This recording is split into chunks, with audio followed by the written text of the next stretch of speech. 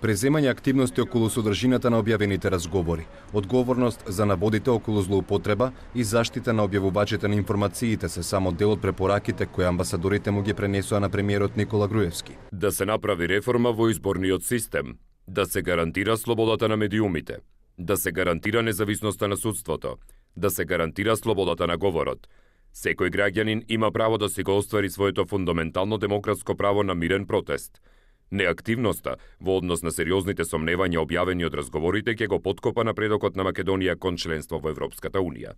Станува збор за веќе редовни забелешки кои меѓународната заедница на неколку наврати ги повторува за состојбите во земјава.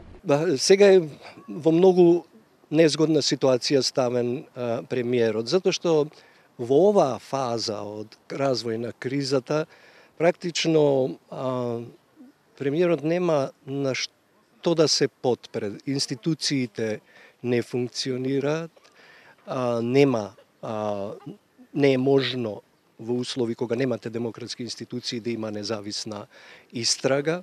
Тоа го става во ситуација практично да си покрене обвинение против себе си.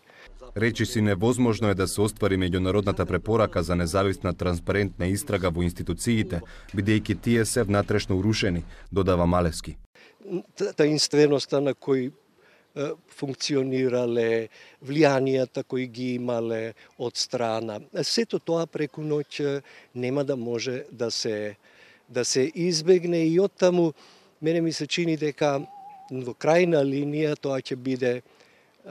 тоа може да се сведе на еден повик до премиерот да поднесе оставка и да се повлече од политиката. Мислам дека тоа ќе биде и епилогот од ова се.